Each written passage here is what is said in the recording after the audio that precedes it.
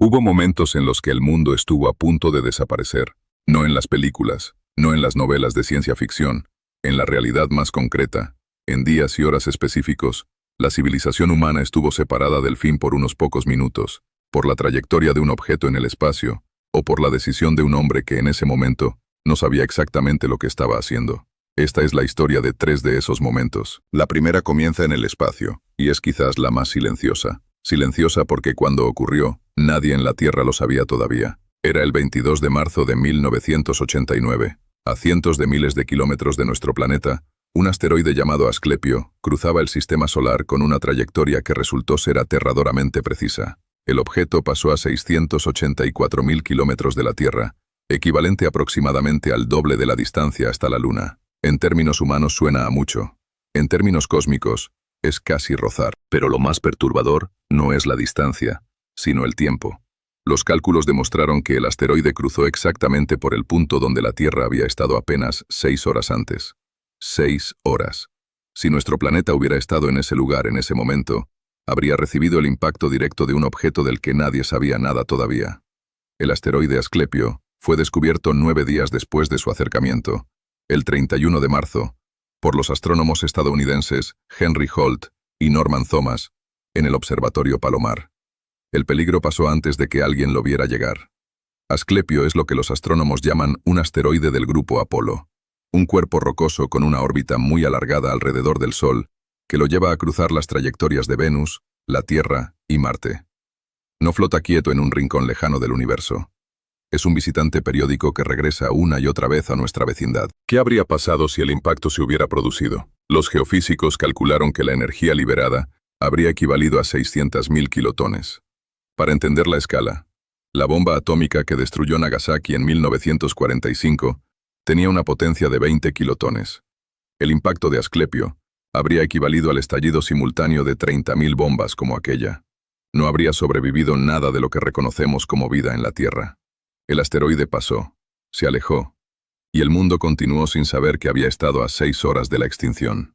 Más adelante, el 16 de agosto de 2012, Asclepio volvió a pasar, aunque a una distancia mucho mayor, 16 millones de kilómetros. Pero el expediente no está cerrado.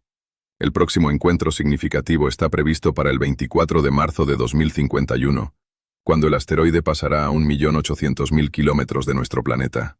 La roca sigue su camino con indiferencia absoluta. La segunda historia ocurre en la Tierra, pero en un contexto donde la destrucción no venía del espacio, sino de los arsenales acumulados por los seres humanos durante décadas. Para entender lo que sucedió el 25 de enero de 1995, hay que saber en qué estado se encontraba Rusia en esa época. La Unión Soviética había colapsado apenas 3 años antes. Lo que quedó fue una federación rusa debilitada, económicamente devastada, con una inflación brutal, una guerra sin resolver en Chechenia y un ejército humillado. Al mismo tiempo, la OTAN estaba discutiendo su expansión hacia el este de Europa, hacia territorios que habían sido parte de la órbita soviética. El Kremlin veía en eso una amenaza directa a su seguridad. La relación con Occidente era tensa, llena de desconfianza. En ese ambiente, el ejército ruso mantenía su sistema de alerta temprana para detectar misiles balísticos enemigos, conocido por sus siglas como SPRN. La lógica de la disuasión nuclear exige que si el adversario sabe que tendrás tiempo de responder antes de que sus misiles lleguen, no se atreverá a atacar primero. Pero eso requiere que los sistemas de detección funcionen con precisión y que quienes los operan interpreten correctamente lo que ven. Esa mañana, los radares del SPRN detectaron el lanzamiento de un cohete desde territorio noruego. El objeto tenía las dimensiones, la velocidad y los parámetros de vuelo propios de un misil balístico. Para los operadores que observaban la pantalla, lo que veían se parecía peligrosamente a un misil Trident II, el misil de largo alcance con ojiva nuclear que equipaba a los submarinos de la Armada de Estados Unidos. La trayectoria podía estar apuntando hacia Moscú. En realidad, era un cohete científico noruego llamado Blackbrant 12, lanzado desde una base en el norte de Noruega para estudiar la aurora boreal. Era una misión completamente pacífica. El Ministerio de Asuntos Exteriores de Noruega había notificado con 3 semanas de antelación a Rusia sobre el lanzamiento, de dónde partiría, dónde caerían las etapas separadas. Lo único que no se comunicó fue la fecha exacta, porque dependía del tiempo, pero la advertencia existía. El problema fue que, dentro del sistema ruso, Esa información nunca llegó a quienes operaban los radares. Lo que siguió fue un procedimiento de emergencia. El Estado Mayor activó el sistema de mando nuclear conocido como CAZBEC. Los terminales de ese sistema son los llamados maletines nucleares.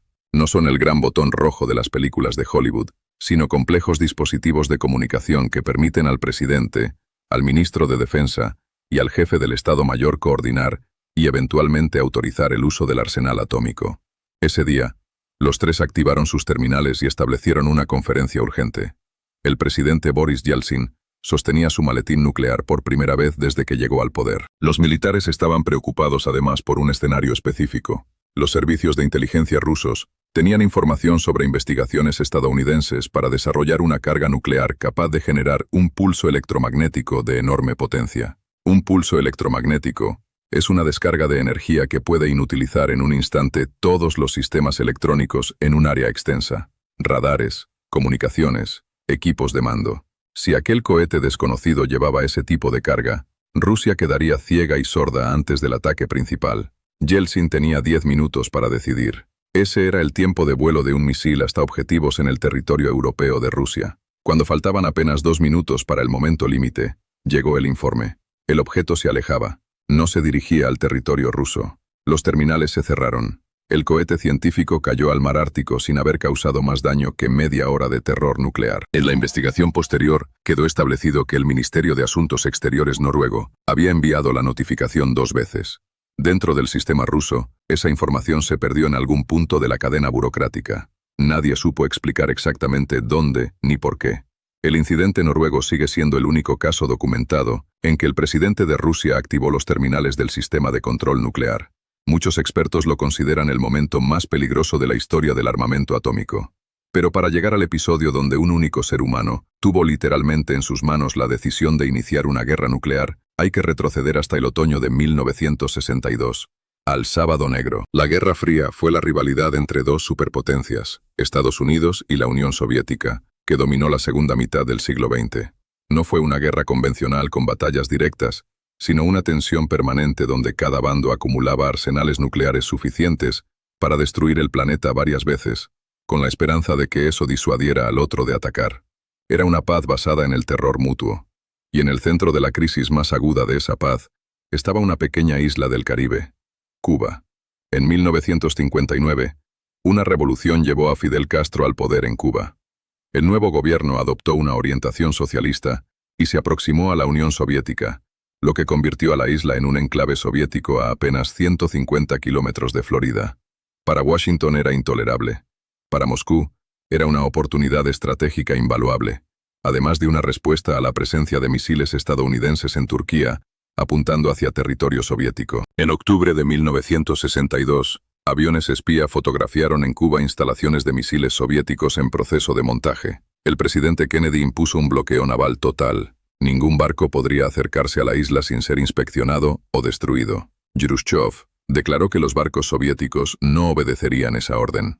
Los asesores militares de Kennedy presionaban para usar la fuerza. El mundo contuvo la respiración. Ambas superpotencias sabían que un error podría ser el inicio de una guerra que no tendría vencedores posibles. En ese contexto, el 27 de octubre, los buques estadounidenses detectaron en el Caribe un submarino soviético, el B-59, al mando del capitán Valentín Savitsky. Su segundo oficial era el capitán Vasily Arkhipov. Lo que los estadounidenses no sabían al comenzar a forzar la emersión del submarino es que el B-59 llevaba a bordo una torpedoera nuclear. Una torpedoera nuclear es exactamente lo que el nombre indica. Un torpedo equipado con una ojiva atómica. Su potencia habría sido suficiente para destruir varios buques de guerra y hacer irreversible la situación. El mando soviético había autorizado al comandante a usar esa arma bajo una condición. Los 3 oficiales de mayor rango a bordo debían votar a favor de manera unánime. El B-59 llevaba días sumergido, sin comunicación con Moscú. Habían mantenido el silencio de radio para no ser detectados, lo que significaba que a bordo nadie sabía qué estaba ocurriendo en la superficie. ¿Había comenzado la guerra? ¿Habían negociado Kennedy y Khrushchev? No había forma de saberlo. Cuando los destructores comenzaron a lanzar cargas de profundidad cerca del casco, la situación se volvió desesperada. Las cargas de profundidad son bombas que estallan bajo el agua. Producen un sonido ensordecedor, hacen vibrar el casco y desestabilizan los sistemas del barco. Los estadounidenses usaban cargas de práctica, con potencia reducida, solo para forzar la emersión sin destruir el submarino. Pero a bordo del B-59 nadie lo sabía. Para la tripulación agotada, aquellas explosiones eran el inicio de un ataque real. Savitsky estaba convencido de que la guerra había comenzado. Después de días de inmersión forzada en calor extremo, con los sistemas fallando y los niveles de dióxido de carbono subiendo, tomó la decisión de lanzar la torpedorera nuclear. Los hundiremos a todos, nos hundiremos nosotros, pero llevaremos sus barcos con nosotros, dijo. El comisario político respaldó la decisión. Solo faltaba la firma del tercer oficial, Vasily Arkhipov. Arkhipov dijo que no. No fue un gesto heroico en el sentido cinematográfico. No hubo discurso ni iluminación súbita. Fue la negativa de un oficial que consideró que no tenían información suficiente para tomar una decisión de esa magnitud. Convenció a Savitsky de que emergieran a la superficie. El submarino ascendió. Los estadounidenses lo vieron emerger y lo dejaron marcharse en paz. Lo que Arkhipov no sabía en ese momento es que mientras el B-59 estaba aislado bajo el agua, Kennedy y Khrushchev habían estado negociando. La crisis comenzaba a resolverse. Los soviéticos retirarían los misiles de Cuba, y Estados Unidos se comprometería a no invadir la isla y a retirar sus misiles de Turquía.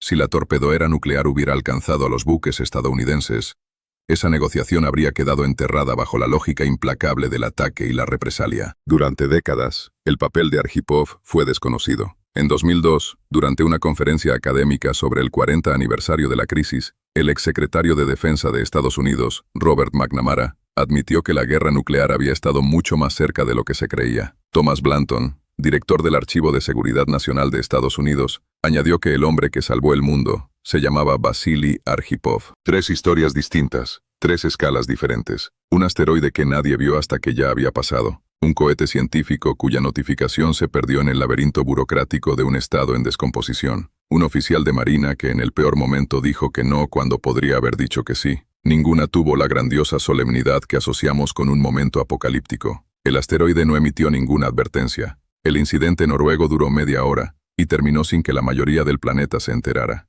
En el B-59, la decisión más importante del siglo XX se tomó entre el agotamiento, el calor insoportable y el estruendo de las explosiones submarinas. La civilización sobrevivió, pero no porque tuviera sistemas perfectos, ni porque sus líderes fueran siempre prudentes. Sobrevivió porque un asteroide calculó mal su cita, porque un presidente esperó 2 minutos más antes de actuar, y porque un hombre que nunca pretendió ser héroe vetó una decisión en el instante exacto en que eso era lo único que importaba. La próxima vez que un radar interprete mal una señal, que un asteroide cruce nuestra zona sin previo aviso, que un comandante agotado tenga en sus manos una decisión irreversible, esa cadena de casualidades y decisiones humanas tendrá que volver a funcionar, y nadie puede garantizar que así será.